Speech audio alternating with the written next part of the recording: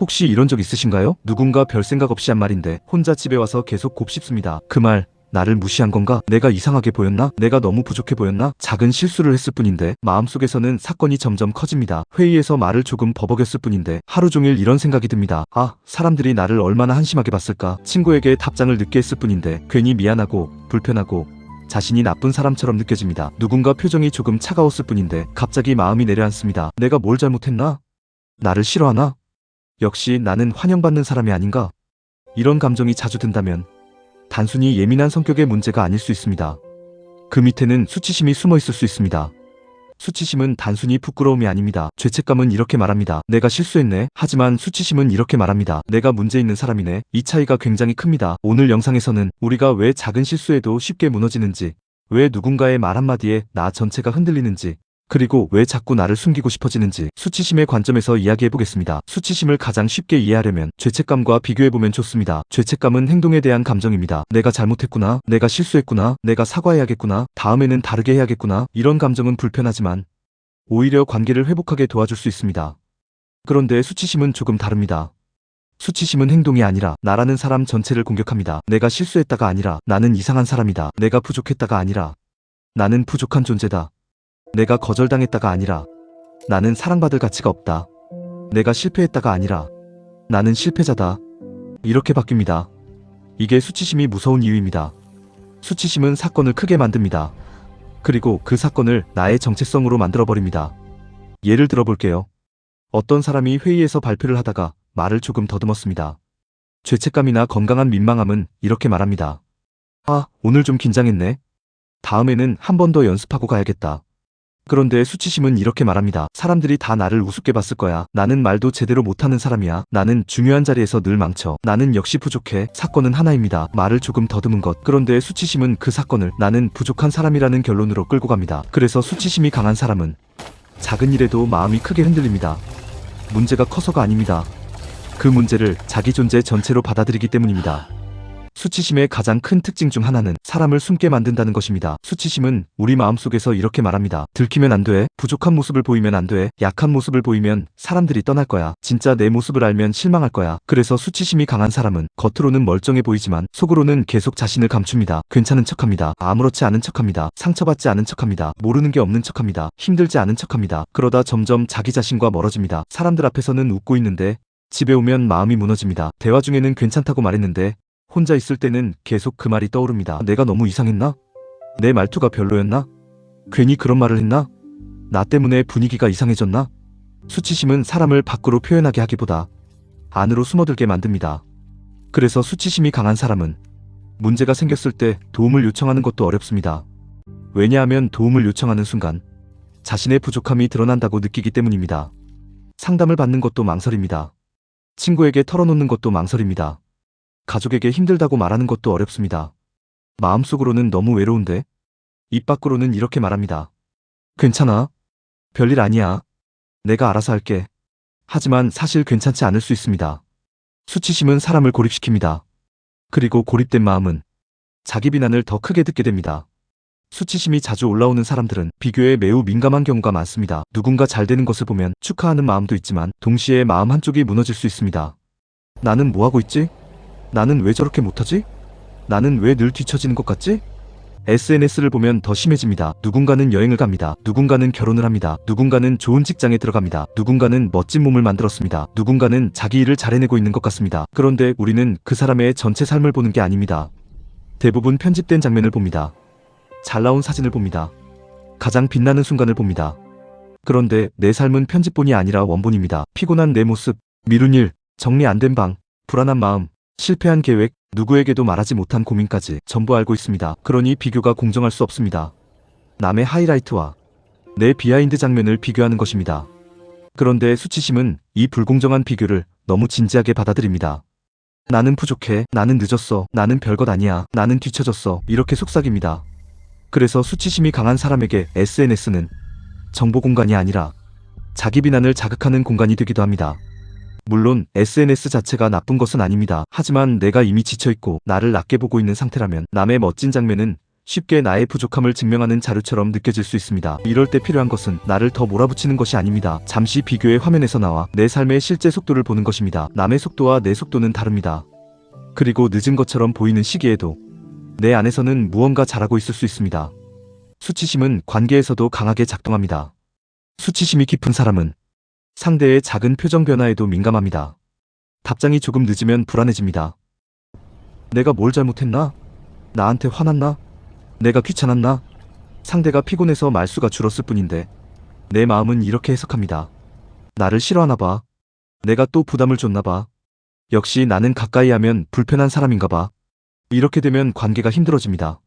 상대가 실제로 나를 거절한 것이 아닌데도 내 마음은 이미 거절당한 것처럼 반응합니다. 수치심은 중립적인 상황도 거절의 신호로 해석하게 만듭니다. 그래서 자꾸 눈치를 봅니다. 자꾸 사과합니다. 자꾸 상대의 기분을 살핍니다. 내 감정보다 상대의 반응이 더 중요해집니다. 내가 불편한가? 내가 너무 많이 말했나? 내가 괜히 연락했나? 내가 귀찮은 사람인가? 이렇게 계속 자기 검열을 하다 보면 관계 안에서 편안해지기 어렵습니다. 사랑받고 싶지만 가까워지는 게 무섭습니다. 왜냐하면 가까워질수록 내 부족한 모습이 드러날 것 같기 때문입니다. 그래서 수치심이 강한 사람은 두 가지 방식으로 관계를 맺기도 합니다. 하나는 너무 맞춰주는 것입니다. 거절당하지 않기 위해 상대에게 맞춥니다. 내 의견을 숨깁니다. 괜찮지 않은데 괜찮다고 말합니다. 다른 하나는 먼저 거리를 두는 것입니다. 상처받기 전에 물러납니다. 거절당하기 전에 관계를 끊습니다. 실망시키기 전에 사라집니다. 겉으로는 차가워 보이지만 속으로는 두려운 겁니다. 내 진짜 모습을 알면 떠날지도 몰라. 이 두려움이 관계를 어렵게 만듭니다. 수치심이 강한 사람은 완벽주의로 자신을 보호하려 할 때가 많습니다. 왜냐하면 마음속 깊은 곳에 이런 믿음이 있기 때문입니다. 완벽하면 들키지 않을 거야. 잘하면 무시당하지 않을 거야. 실수하지 않으면 비난받지 않을 거야. 부족한 모습을 보이지 않으면 안전할 거야. 그래서 더 열심히 합니다. 더 잘하려고 합니다. 실수하지 않으려고 합니다. 남들보다 더 준비합니다. 겉으로 보면 성실해 보입니다. 책임감 있어 보입니다. 빈틈없어 보입니다. 하지만 속은 계속 긴장합니다.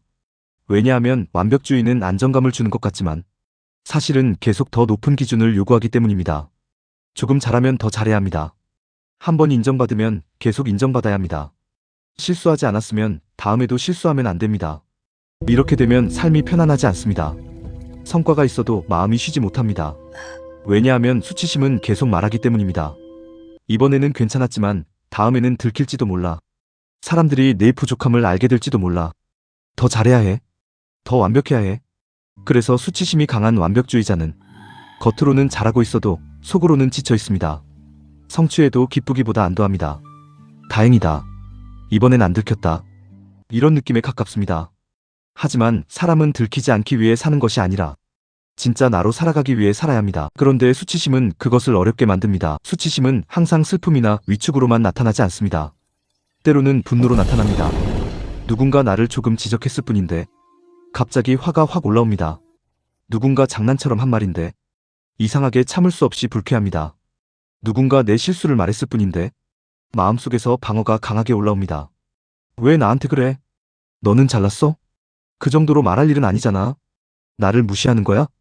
이런 반응 뒤에 수치심이 숨어 있을 수 있습니다. 왜냐하면 지적이나 피드백이 단순한 정보로 들리지 않고 너는 부족한 사람이야 라는 공격처럼 들리기 때문입니다. 그래서 마음이 자신을 보호하려고 분노를 꺼내는 것입니다. 분노는 수치심을 덮는 방패가 될 때가 있습니다. 속으로는 부끄럽고 아픈데 그 아픔을 느끼기 싫어서 겉으로는 화를 내는 것입니다. 물론 모든 분노가 수치심 때문은 아닙니다. 하지만 내가 유난히 특정 말에 과하게 반응한다면 한 번쯤 이렇게 물어볼 필요가 있습니다. 내가 지금 정말 이 말 때문에 화가 난 걸까? 아니면 이 말이 내 안에 오래된 수치심을 건드린 걸까? 이 질문은 나를 비난하기 위한 질문이 아닙니다. 내 반응을 더 깊이 이해하기 위한 질문입니다. 내가 나를 이해하기 시작하면 반응도 조금씩 달라질 수 있습니다. 수치심이 강한 사람은 자기 자신에게 매우 가혹한 경우가 많습니다. 남에게는 이렇게 말합니다. 괜찮아, 그럴 수 있어. 너무 자책하지 마. 처음부터 잘하는 사람이 어디 있어. 다시 하면 돼. 그런데 자기 자신에게는 다르게 말합니다. 너는 왜 이것밖에 못해? 또 실수했네. 진짜 한심하다. 이 정도도 못하면서 뭘 하겠다는 거야? 이런 말은 자신을 고치기 위한 말처럼 보이지만 사실 마음을 더 망가뜨릴 수 있습니다. 사람은 비난받을수록 좋아지는 존재가 아닙니다. 비난받는 마음은 조금씩 숨고 얼어붙고 방어합니다. 내가 나를 계속 공격하면 마음은 나와 협력하지 않습니다. 마음은 나를 피하려고 합니다. 그래서 자기 비난이 심한 사람은 변화가 어려워집니다. 변화하려고 할 때마다 또 자기 비난을 들을까봐 시작 자체가 무서워지기 때문입니다. 이럴 때 필요한 것은 자기 합리화가 아닙니다. 나는 아무 문제 없어라고 말하자는 게 아닙니다. 필요한 것은 더 정확하고 덜 잔인한 언어입니다. 나는 망했어 대신. 나는 지금 많이 부끄러웠구나. 나는 한심해 대신. 나는 실수에 너무 크게 반응하고 있구나. 나는 안 돼 대신. 나는 지금 다시 안전하게 시작하는 법이 필요하구나. 이렇게 말하면 나를 속이지 않으면서도 나를 무너뜨리지 않을 수 있습니다. 수치심은 숨겨질수록 커집니다. 마음속 깊은 곳에서 말해지지 않을수록 더 무섭게 느껴집니다. 그런데 이상하게도 수치심은 말로 표현되면 조금 작아집니다. 나 지금 부끄럽다. 나 지금 거절당한 것처럼 느꼈다. 나 지금 부족한 사람처럼 느껴졌다. 나 지금 사람들이 나를 이상하게 볼까봐 두렵다. 이렇게 말하는 순간 감정과 나 사이에 약간의 거리가 생깁니다. 내가 수치심 그 자체가 아니라 수치심을 느끼고 있는 사람이라는 것을 알게 됩니다. 이 차이가 중요합니다. 나는 이상한 사람이다가 아니라 나는 지금 이상하게 보일까봐 두려움을 느끼고 있다. 나는 부족하다가 아니라 나는 지금 부족한 사람처럼 느끼고 있다. 이렇게 바꾸면 감정이 정체성이 되는 것을 막을 수 있습니다. 처음에는 혼자 메모해도 좋습니다. 오늘 수치심이 올라온 순간을 적어보세요. 언제였는지, 누구와 있었는지, 어떤 말이나 표정이 있었는지, 그때 내 마음이 어떤 결론을 내렸는지. 예를 들면 이렇게 적을 수 있습니다. 친구가 답장을 늦게 했다. 나는 내가 귀찮은 사람이라고 느꼈다. 회의에서 말을 더듬었다. 나는 사람들이 나를 무능하게 볼 것 같았다. 누군가 피드백을 줬다. 나는 내가 부족한 사람처럼 느껴졌다. 이렇게 적다 보면 수치심의 패턴이 보이기 시작합니다. 패턴이 보이면 조금씩 다룰 수 있습니다. 수치심은 언제나 나를 전체로 판단하려고 합니다. 한 번 실수했다가 아니라 나는 실수투성이야. 한 번 거절당했다가 아니라 나는 사랑받을 수 없어. 한 번 실패했다가 아니라 나는 실패자야. 그래서 수치심을 줄이려면 사건을 작게 돌려놓는 연습이 필요합니다. 예를 들어 오늘 발표에서 말을 더듬었다는 사실입니다. 하지만 나는 발표를 못하는 사람이라는 해석입니다. 친구가 답장을 늦게 했다는 사실입니다. 하지만 나는 귀찮은 사람이라는 해석입니다. 상사가 피드백을 줬다는 사실입니다. 하지만 나는 무능하다는 해석입니다. 사실과 해석을 나누는 것이 중요합니다. 수치심은 이 둘을 섞어버립니다. 그래서 내가 느낀 감정이 마치 진실처럼 느껴집니다. 내가 부족하게 느껴지니까 나는 진짜 부족한 사람인가 봐. 하지만 감정은 진실이 아니라 신호입니다. 감정은 중요하지만 항상 정확한 판결은 아닙니다. 그러니 수치심이 올라올 때 이렇게 물어보면 좋습니다. 지금 실제로 일어난 일은 무엇이지?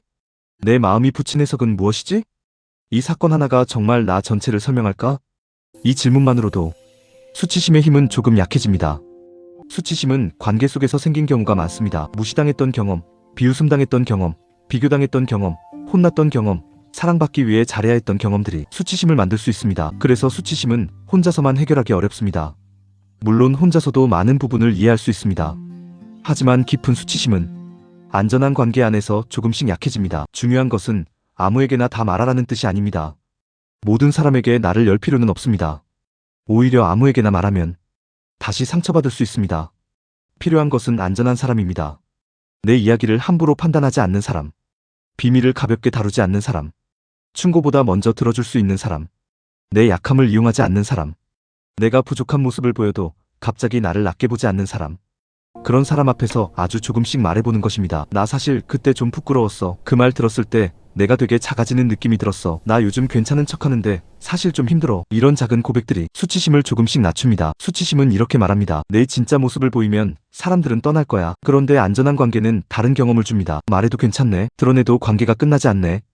부족한 모습을 보여도 내가 사라지지 않네. 이 경험이 쌓이면 수치심은 힘을 잃기 시작합니다. 오늘 이야기의 핵심을 정리해보겠습니다. 수치심은 단순한 부끄러움이 아닙니다. 죄책감은 내가 실수했네라고 말하지만 수치심은 내가 문제 있는 사람이네라고 말합니다. 그래서 수치심이 강하면 작은 실수에도 마음이 크게 무너집니다. 누군가의 말 한마디가 오래 남고 답장 하나에도 불안해지고 비교 속에서 나 자신이 작아지고 관계 안에서 계속 눈치를 보게 됩니다. 하지만 꼭 기억하셨으면 좋겠습니다. 수치심이 말하는 모든 말이 진실은 아닙니다. 나는 부족해. 나는 이상해. 나는 사랑받기 어려워.